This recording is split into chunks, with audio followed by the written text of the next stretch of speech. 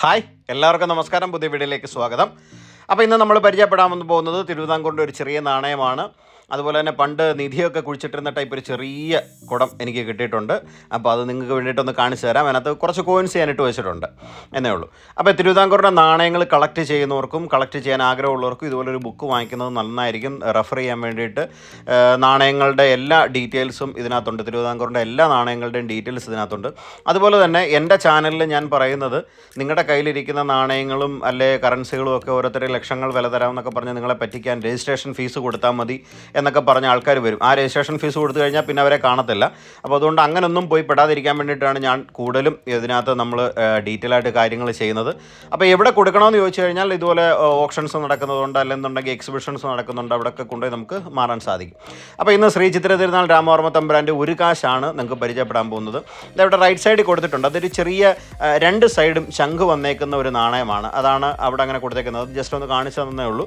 അപ്പോൾ ഇന്ന് ഒരു കാശാണ് ശ്രീ ചിത്ര തിരുനാൾ രാമവർമ്മ തമ്പുരാൻ്റെ ഒരു കാശാണ് ഞാൻ നിങ്ങൾക്ക് പരിചയപ്പെടുത്തി തരുന്നത്.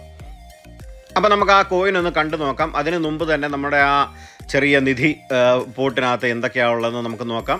വേറെ പ്രത്യേകിച്ചൊന്നുമില്ല. എൻ്റെ അത് കിട്ടിയ സമയത്ത് അതൊരു ഷോയ്ക്ക് വേണ്ടിയിട്ട് ഞാൻ കുറച്ച് നാണയങ്ങൾ അതിലിട്ട് വെച്ചെന്നേ ഉള്ളൂ. ഇത് ശ്രീ ചിത്ര തിരുനാൾ രാമവർമ്മ തമ്പുരാൻ്റെ ഒരു കാശാണ്.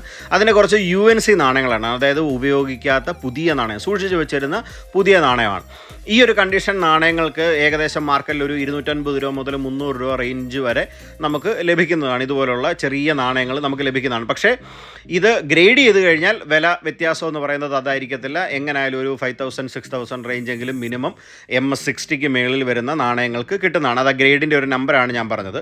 അപ്പോൾ ഇന്നത്തെ നമ്മുടെ താരത്തിനെ ഞാൻ പരിചയപ്പെടുത്തി തരാം. ഒരു കാശിൻ്റെ ഒരു ചെറിയ നാണയമാണ്. നിങ്ങൾക്ക് നോക്കിയാൽ അറിയാം ഇതിനകത്ത് എന്താണ് പരിചയപ്പെടുത്താനുള്ളത്. ഇത് നല്ലപോലെ തെളിഞ്ഞിട്ട് പോലും ഇല്ലെന്നും തോന്നും. അതുതന്നെയാണ് ഇതിൻ്റെ ഒരു പ്രത്യേകത എന്ന് പറയുന്നത്. പഞ്ചിങ് എററാണ്. അതായത് കോയിൻ പഞ്ച് ചെയ്ത സമയത്ത് ആ പഞ്ച് കൂടി പോയിട്ട് മറു സൈഡിലോട്ട് അതിൻ്റെ ഒരു റിഫ്ലക്ഷൻ വന്നതാണ്.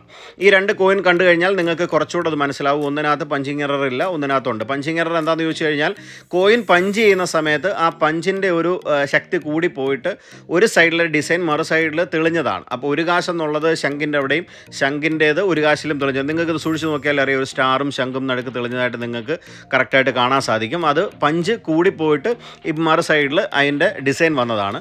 അതുപോലെ തന്നെ ശംഖിൻ്റെ സൈഡ് നോക്കിക്കഴിഞ്ഞാൽ ഈ ഒരു കാശ് എന്നുള്ളത് നിങ്ങൾക്ക് അവിടെ അത് കാണാൻ സാധിക്കും. അത് പഞ്ചിങ് എററാണ്. തിരുവിതാംകൂറിൻ്റെ നാണയങ്ങൾ കളക്ട് ചെയ്യുന്ന ആൾക്കാർ ചിലർ UNC മാത്രം കളക്ട് ചെയ്യും, ചിലർ എറർ കളക്ട് ചെയ്യും. പക്ഷേ ഈ ഒരു കോയിന് പറയുന്നത് ഗോസ്റ്റ് എറർ എന്നാണ്. ഈ ഒരു രണ്ട് സൈഡിലും പഞ്ച് കൂടിയിട്ട് വരുന്ന ഗോസ്റ്റ് എറർ എന്നാണ് ഈ നാണയങ്ങൾ കളക്ട് ചെയ്യുന്ന ആൾക്കാർക്കിടയിൽ ഈ ഒരു നാണയത്തിന് പറയുന്നൊരു പേര്. അപ്പോൾ പക്ഷേ ഇതിന് നമുക്ക് ഗ്രേഡ് ചെയ്യാൻ കൊടുക്കണം. ഗ്രേഡ് ചെയ്ത് കൊടുത്തു കഴിഞ്ഞാൽ അത് ഗ്രേഡ് ചെയ്ത് കിട്ടുമോ അല്ലെങ്കിൽ എത്ര ആയിരിക്കും ഗ്രേഡ് വരുന്നതെന്നൊന്നും നമുക്ക് മനസ്സിലാവത്തില്ല, അറിയത്തില്ല. അത് വന്നെങ്കിൽ നമുക്കറിയത്തുള്ളൂ. എന്തായാലും ഞങ്ങൾ കൊടുക്കുന്നുണ്ട്. അപ്പോൾ ഈ നാണയങ്ങൾ നിങ്ങൾക്ക് നോക്കിക്കഴിഞ്ഞാൽ, ഈ രണ്ടെണ്ണം കൂടെ നോക്കിക്കഴിഞ്ഞാൽ നിങ്ങൾക്ക് മനസ്സിലാവും ആ പഞ്ചിങ് എറർ വന്നേക്കുന്നതും അല്ലാത്തതുമായിട്ടുള്ള നാണയങ്ങൾ നിങ്ങൾക്ക് കണ്ടാൽ മനസ്സിലാവും. ഇതുപോലുള്ള ഒരുപാട് കോയിൻസിൻ്റെയും കറൻസികളുടെയും ഒക്കെ വാല്യൂ എന്താണെന്നൊക്കെ ഉള്ളതാണ് ഞാൻ ഈ ചാനലിൽ കൂടെ പരിചയപ്പെടുത്തി തരുന്നത്.